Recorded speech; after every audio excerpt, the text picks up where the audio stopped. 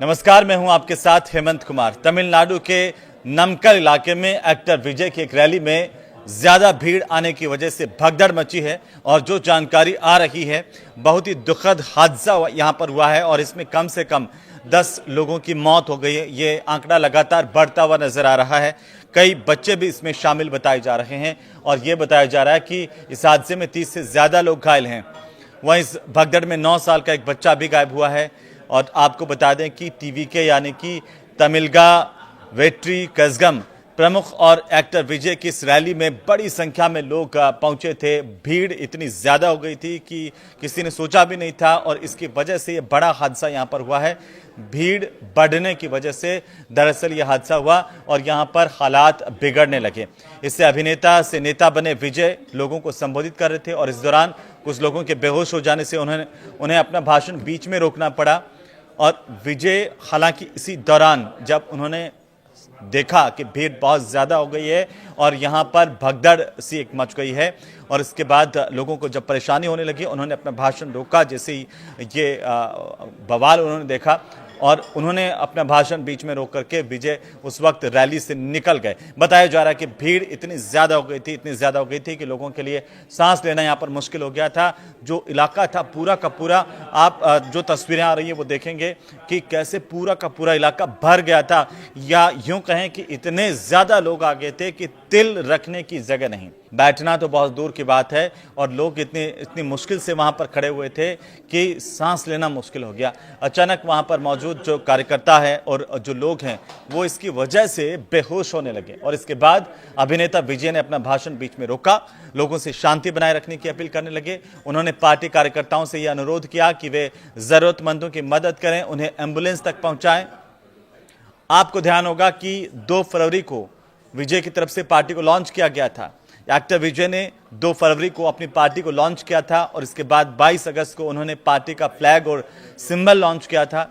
चुनाव आयोग की तरफ से 8 सितंबर को उनकी पार्टी को राजनीतिक पार्टी के रूप में आधिकारिक मान्यता दी गई थी और विजय पहले ही ये ऐलान कर चुके हैं कि राजनीति में आने के बाद वे फुल टाइम सिर्फ लोगों की सेवा करेंगे। और 30 अप्रैल 2025 को रिलीज होने वाली थलपति 69 उनकी आखिरी फिल्म होगी। लेकिन इससे पहले आप इस भीड़ से अंदाज़ा लगा सकते हैं कि विजय की पॉपुलैरिटी कितनी यहाँ पर ज़्यादा है, लोगों में उनकी लोकप्रियता कितनी ज़्यादा है कि उनके एक आह्वान पर लाखों लोग इस तरह से इकट्ठा हो गए। किसी ने सोचा भी नहीं था कि ये संख्या इतनी ज़्यादा हो सकती है कि यहाँ पर लोग खड़े खड़े उनको सांस लेने की तकलीफ होने लगी और घुटन होने लगी भीड़ की वजह से, भीड़ बढ़ने की वजह से, और कई लोग बेहोश होने लगे। जब स्थितियाँ बिगड़ी, विजय ने ये चीज़ें देखी, उस वक्त वो छोड़ करके निकल चुके थे। लेकिन इस हादसे से कई सवाल खड़े हो चुके हैं। आपको यह जानना भी जरूरी है कि विजय जो है वो अपने माता पिता के खिलाफ पहले केस कर चुके हैं और ये देखिए कि जब पेरेंट्स और 11 लोगों के खिलाफ उन्होंने अपने नाम का गलत तरीके से इस्तेमाल करने को लेकर के शिकायत दर्ज करवाई थी। दरअसल विजय राजनीति से दूर रहना पसंद करते हैं। हालांकि उनके पिता चंद्रशेखर जो हैं उनके नाम पर एक उन्होंने राजनीतिक पार्टी ऑल इंडिया थलपति विजय मक्कल इयक्कम बना ली थी और इसी पार्टी के जनरल सेक्रेटरी भी विजय के पिता ही हैं। जब विजय को यह पता चला कि उनके नाम का इस्तेमाल कर लोगों को पार्टी से जोड़ा जा रहा है तो उन्होंने पेरेंट्स के साथ साथ 11 लोगों के खिलाफ केस दर्ज करवाया। आपको बता दें कि पार्टी के कार्यालय में विजय का एक विशाल सा स्टेच्यू भी बनाया गया है और विजय थलपति 420 करोड़ के मालिक हैं। उनकी सिर्फ लोगों के बीच में लोकप्रियता वो ही काफ़ी नहीं है, उनकी जो संपत्ति है वो भी जो साउथ के एक्टर हैं उनमें बहुत ज़्यादा है। जिसमें साउथ एक्टर विजय के उनकी फिल्मों की बात करें, हम उनके ब्रांड एंडोर्समेंट से जो उनकी आय हो रही है सालाना उसकी बात करें तो 120 करोड़ रुपए की कमाई वे करते हैं सालाना। उनकी कुल नेटवर्थ मानी जाती है 420 करोड़ रुपए और विजय अपने परिवार के साथ चेन्नई के बीच होम में रहते हैं। वहीं उनके कार कलेक्शंस की अगर आप बात करें तो रोल्स रॉयस घोस्ट भी इनके काफिले में शामिल है। इसकी कीमत करीब 2.6 करोड़ रुपए की है, 2 करोड़ से ज़्यादा की और ये गाड़ी उन्होंने इंग्लैंड से इंपोर्ट यहाँ पर करवाई। लगातार चर्चाओं में रहते हैं, लेकिन इस बार जो इनकी जो रैली है और उसके अंदर जो भीड़ है वो कहीं ना कहीं इतने बड़े हादसे का कारण बनी, इसे लेकर के वो कई लोगों के अब निशाने पर भी आ सकते हैं। हालांकि लोग उन्हें भगवान की तरह से मानते हैं और इतना ज़्यादा उनका क्रेज़ लोगों के भीतर है, वो आप इस रैली से देख सकते हैं। इसके अलावा उन्हें गाड़ियों के शौक में उनकी बहुत सारी गाड़ियां हैं, लेकिन सबसे बड़ी बात यह है कि लोग इतना भरोसा उन पर करते हैं, उनकी राजनीति को लेकर के करते हैं।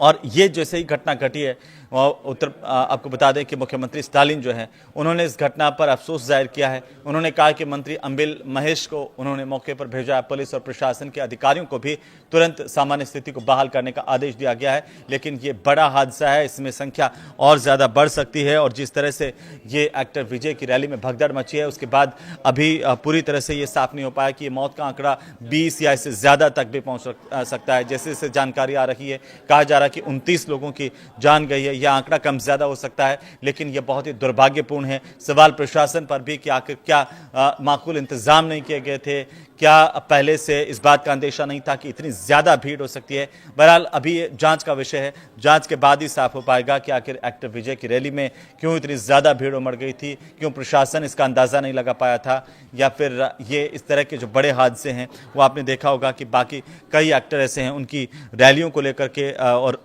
उनके कार्यक्रमों में भगदड़ मचने से कई बड़े जो है वो हादसे हुए हैं। और ऐसे में अगर इन हादसों की अगर हम बात करें तो अभी तक जो फाइनल जानकारी आई कि 29 लोग जो है वो एक्टर विजय की रैली में जान गंवा बैठे।